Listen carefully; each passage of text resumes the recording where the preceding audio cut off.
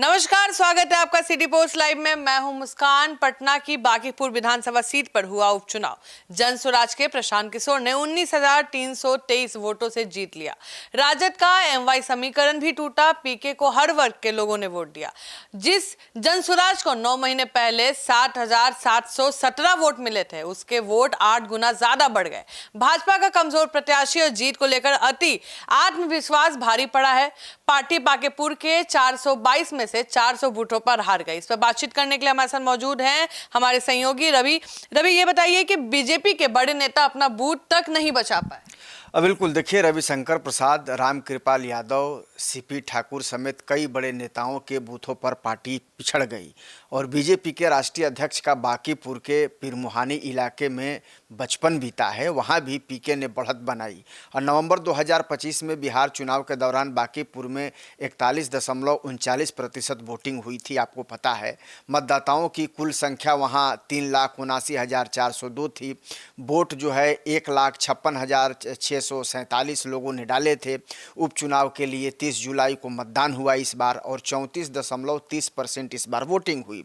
1,30,313 लोगों ने वोट भी दिए। मतलब 2025 की तुलना में 26,334 वोट कम पड़े। यानी कि कहीं ना कहीं जो बीजेपी का गढ़ कहा जाता था, वहां बीजेपी तो पिछड़ गई। तो भाजपा के 53,472 जो वोट घट गए हैं, जन स्वराज 9 महीने में इतनी वोट कैसे बढ़ा गया? बिल्कुल, 56,434 वोट बढ़ गए हैं और 2025 में नितिन नवीन को 98,299 वोट आया था। ये सबको पता है। उन्होंने 51,936 वोटों के अंतर से चुनाव जीता था। और ये जो वोट डाले गए थे, कुल वोट का 33.07% था। और 2026 के उपचुनाव की अगर बात करें तो उसमें भाजपा के नीरज सिन्हा को इस बार जो 44,827 वोट यानी कि 34.4% वोट मिले, जबकि 9 महीने में भाजपा के 53,472 वोट घट गए। अब नितिन नवीन ने जितने वोटों की मार्जिन से चुनाव जीता था पिछली बार, अब नीरज को उतने वोट भी नहीं मिल सके। तो आप समझ लीजिए कि 2025 के चुनाव में जन स्वराज की प्रत्याशी वंदना कुमारी थी, उनको भी 7,717 वोट मिले थे, जो 4.96 यानी 96%। हाँ, जमानत जब्त हो गई थी उस समय। लेकिन 2026 के उपचुनाव में जन स्वराज के प्रशांत किशोर को 64,151 वोट यानी कि 49.23% वोट उनको मिल गए और ये जो है 56,434 वोट बढ़ गए। तो ये कहीं ना कहीं बीजेपी के गढ़ में जो सबसे पिछले पायदान पर था, जिसकी जमानत तक जब्त हो गई थी, और वो इस तरीके से पहले पायदान पर आ गया और बीजेपी को हरा करके आगे निकल गया। तो ये बीजेपी के नेताओं के लिए भी बड़ी सबक है और पार्टी के लिए भी बड़ा सबक है। बीजेपी का वोट शेयर क्यों खिसका? देखिए, इसके पीछे कई कारण है। बांकीपुर जो है वो पूरी तरह का शहरी विधानसभा क्षेत्र है। यहाँ की आबादी में कायस्थ 15% हैं, भूमिहार ब्राह्मण और राजपूत 20 से 22% हैं, वैश्य की आबादी करीब 12% है। ये वर्ग पारंपरिक रूप से जो है भाजपा के कोर वोट बैंक के रूप में माने जाते हैं और बांकीपुर की कुल जो आबादी में इनका हिस्सा करीब करीब समझिए कि आधी है, यानी कि 50% है। यही वजह है कि भाजपा लगातार 3 दशक तक यहाँ सीट जीतती रही, लेकिन इस बार भाजपा का कोर बैंक जो है वो घसक गया, खिसक गया, बिखर गया और यही कारण है कि इस बार जो है पीके ने यहाँ से बाजी मार ली और ये कहीं ना कहीं अब बीजेपी के लिए बड़ी चिंता का और सबब बन गया। बीजेपी से उम्मीदवार चयन में भी भूल हुई। देखिए, भाजपा ने पहले अभिषेक कुमार सिन्हा बंटी को टिकट दिया था, ये सबको पता है। परिजनों ने चारा घोटाले से जुड़े होने और दूसरी वजहों के सामने आने पर अभिषेक से नाम वापस कराया और नीरज सिन्हा को टिकट दिया था और ये उस समय हुआ था इस तरह की चीज़ें। इससे जनता में गलत संदेश तो गया ही। प्रशांत किशोर की तुलना में भाजपा के नीरज सिन्हा तो कमज़ोर प्रत्याशी थे ही, इसमें कहीं कोई शक नहीं है। उनके सामने पुराने विधानसभा क्षेत्र में अपनी पहचान का भी संकट था। नीरज सिन्हा न कैमरे के सामने कंफर्टेबल थे और ना ही वो किसी मुद्दों पर कोई स्पष्ट अपनी राय रख पा रहे थे, क्योंकि उस समय कई तस्वीरें और वीडियो वायरल हुए थे। मीडिया कर्मियों ने उनसे सवाल पूछे थे तो किस तरह से वो असहज नज़र आ रहे थे, आपने देखा होगा। और यही कारण है कि कई बार भाजपा के बड़े नेता उनको माइक के सामने आने से भी रोक रहे थे। तो बांकीपुर में मिडिल क्लास व्यापारी और पढ़े लिखे लोगों जैसे सरकारी कर्मचारी या डॉक्टर कहें, वकील कहें, प्रोफेसर कहें, उनकी संख्या यहाँ ज़्यादा है। वे ऐसा प्रतिनिधि भी चाहते थे जो कम से कम अपनी बात रखने की क्षमता रखता हो। भाजपा पहले ही अभिषेक का नामांकन वापस कराकर बैकफुट पर आ चुकी थी। अब ऐसे में इसका फायदा तो प्रशांत किशोर को मिलना ही था और प्रशांत किशोर ने इसका फायदा बखूबी उठाया। तो एंटी बीजेपी और एंटी आरजेडी दोनों वोट एक जगह आ गए। हाँ बिल्कुल, देखिए प्रशांत किशोर ने गैर भाजपा और गैर राजद वोटरों को अपनी तरफ तो किया। शिक्षा, रोजगार, पलायन, सड़क, नाली और सफाई जैसे बुनियादी मुद्दे उठाए।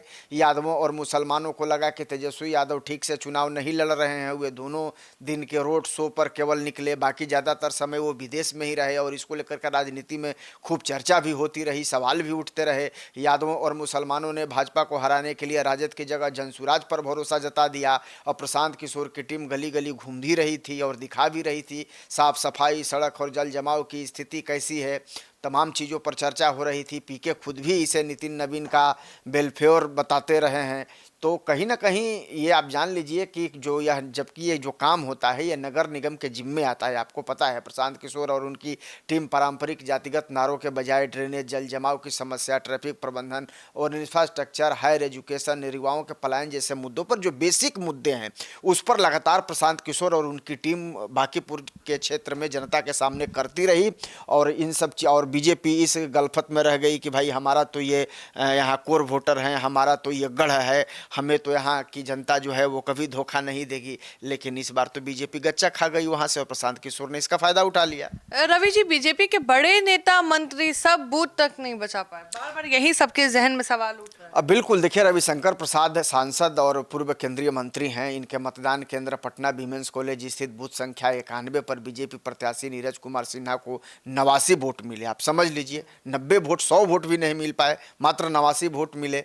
अब इस बूथ पर जनसुराज पार्टी के प्रशांत किशोर को 91 वोट मिले, यानी उससे ज़्यादा वोट मिले, जिससे बीजेपी 2 वोटों से पिछड़ गई। यहाँ भी रामकृपाल यादव बिहार सरकार में मंत्री हैं, इनके मतदान केंद्र पर भी बीजेपी को 89 वोट मिले और इस बूथ पर भी जनसुराज को 91 वोट हासिल हुए और बीजेपी को हार का सामना यहाँ करना पड़ा। देखिए, अशोक चौधरी बिहार सरकार के मंत्री हैं, इनके मोहल्ले और मतदान केंद्र से जुड़े आंकड़ों में बीजेपी को बढ़त नहीं मिली। इस बूथ पर भी जनसुराज पार्टी के प्रशांत किशोर भी बढ़त बनाए रहे और बीजेपी प्रत्याशी को शिकस्त मिली। तो कहीं ना कहीं प्रशांत किशोर को जो बीजेपी का जो बूथ था वहाँ भी पिछड़ गए और प्रशांत किशोर यहाँ से आगे निकल गए। तो ये जो दिग्गज नेता जो कहे जाते हैं, रामकृपाल हों, रविशंकर यादव हों, तो इस तरह के बड़े बड़े नेता के बूथों पर भी अगर उनके प्रत्याशी पीछे रह गए और जनसुराज के प्रत्याशी प्रशांत किशोर आगे निकल गए तो कहीं ना कहीं अब एक बहुत बड़ा मंथन का विषय है। और आप देख ही रहे होंगे कि अब आनन फानन में बीजेपी ने मंथन शुरू कर दिया है, समीक्षा शुरू कर दी है